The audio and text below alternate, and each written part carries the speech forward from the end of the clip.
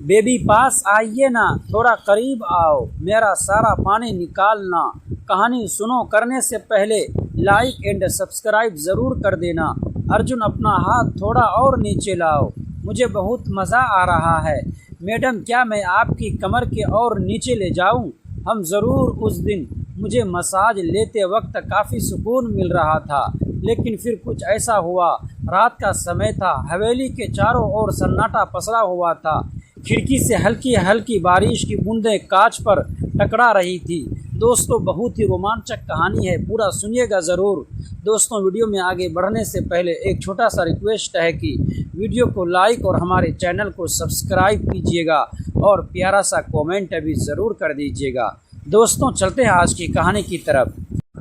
कमरे में एक मध्यम रोशनी जल रही थी। निधि मल्होत्रा 35 साल की, घने लंबे बाल, कसी हुई कमर और नशीली आंखें। उसका पति करण हमेशा के लिए बिजनेस ट्रिप पर जा चुका था। निधि अब तन्हा थी, उसका दिल बेचैन था, शरीर में एक अजीब सी गर्माहट थी।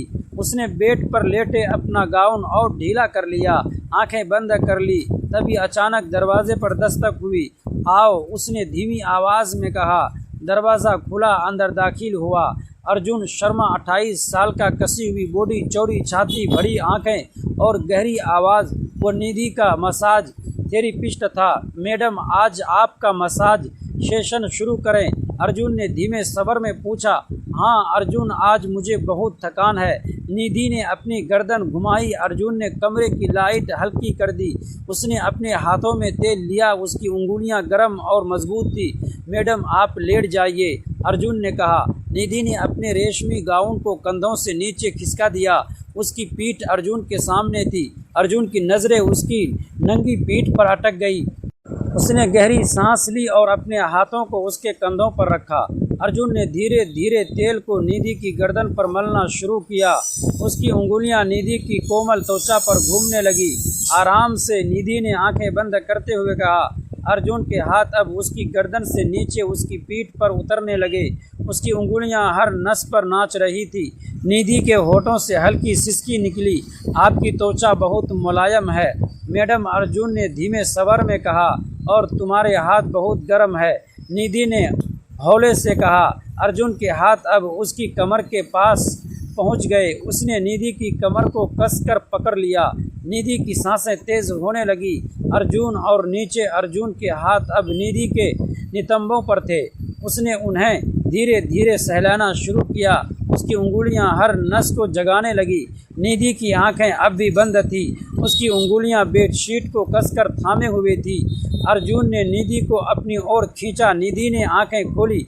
उनकी आंखें एक दूसरे में समा गई। अर्जुन क्या तुम मुझे और महसूस करना चाहते हो? निधि ने धीरे से कहा। अर्जुन ने बिना कुछ कहे अपना चेहरा निधि के चेहरे के करीब लाया। उनकी सांसें एक दूसरे में घूमने लगी। मैडम आप बहुत खूबसूरत हैं, अर्जुन ने उसके होठों पर हल्का सा चुभन दिया। निधि ने अपनी उंगलियां अर्जुन के बालों में फंसा दी। अर्जुन ने निधि को अपनी बाहों में कसकर पकड़ लिया। उनके शरीर एक दूसरे में घुलने लगे। तभी अचानक दरवाजे पर दस्तक हुई। अर्जुन और निधि दोनों चौंक गए। कौन हो सकता है? निधि ने घबराते हुए कहा। अर्जुन ने जल्दी से अपनी शर्ट पहन ली। निधि ने भी गाउन कसकर बांध लिया। दरवाज़ा खुला। सामने खड़ी थी मीरा, घर की पुरानी नौकरानी। उसकी नज़रें अर्जुन पर टिकी थी। मैडम करण साहब का फ़ोन आया है, उन्होंने कहा है कि वह 2 दिनों में घर आ रहे हैं। निधि के चेहरे का रंग उड़ गया। ठीक है तुम जाओ, मीरा ने अर्जुन की ओर देखते हुए कहा। और अर्जुन जी आप थोड़ी देर रुक सकते हैं, मुझे आपसे कुछ बात करनी है। अर्जुन ने निधि की ओर देखा। निधि ने उसे आंखों ही आंखों में इशारा किया। अर्जुन ने मीरा के कमरे में प्रवेश किया। कहो क्या कहना है?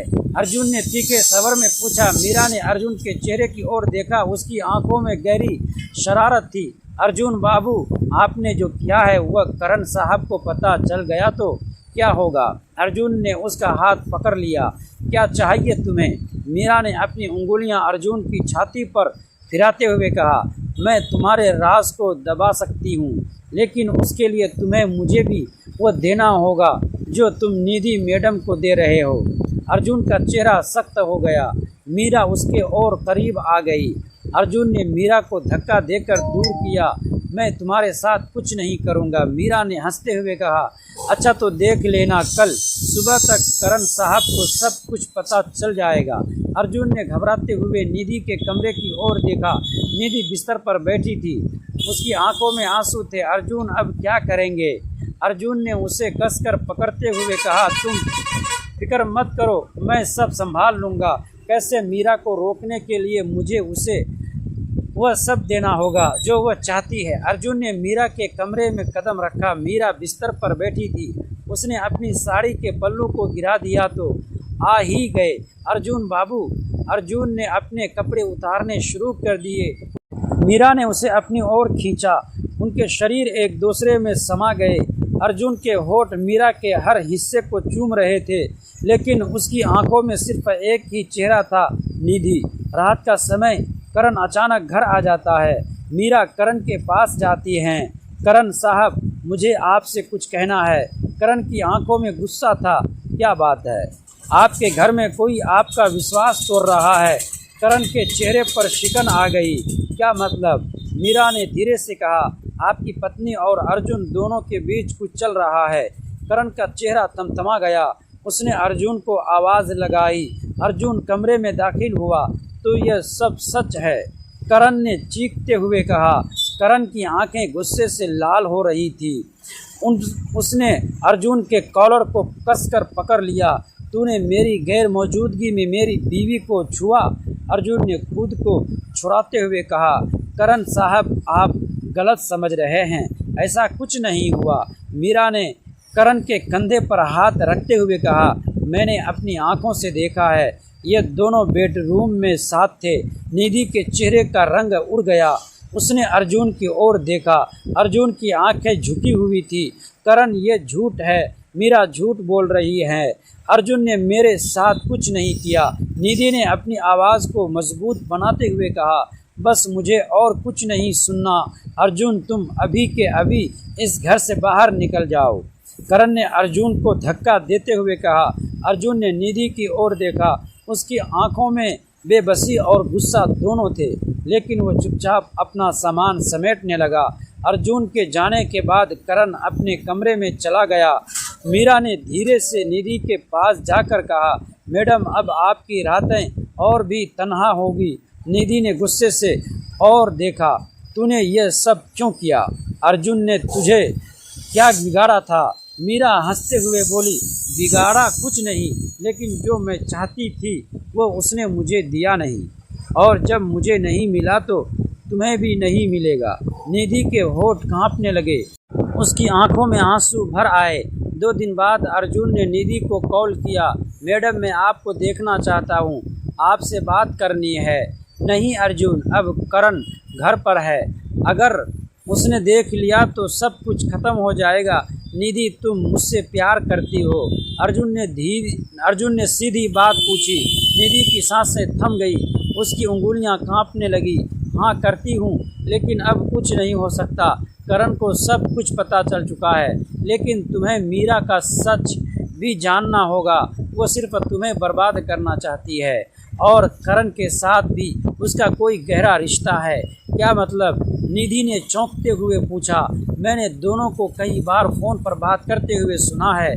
मीरा करण के पुराने घर में भी जाती रही है। मुझे शक है दोनों के बीच कुछ चल रहा है। निधि के होश उड़ गए। रात को निधि ने करण के फ़ोन की जांच की। उसने देखा कि मीरा के नाम से कई कॉल्स और मैसेज थे।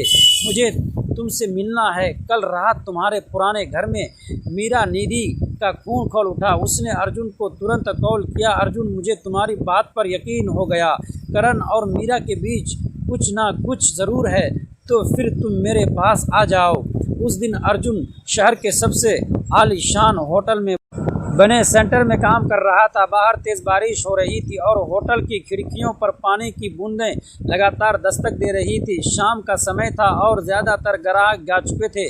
तभी रिसेप्शन से अर्जुन को एक खास ग्राहक के कमरे में जाने के लिए कहा गया। कमरे का दरवाज़ा खुला तो सामने एक महिला बैठी थी। उसकी उम्र लगभग 40 साल के आसपास होगी। महंगे कपड़े, शांत चेहरा और आंखों में अजीब सी बेचैनी। आप अर्जुन हैं? उसने पूछा। जी मैडम, मुझे आज बहुत थकान है। उम्मीद है आप अच्छी तरह मसाज कर पाएंगे।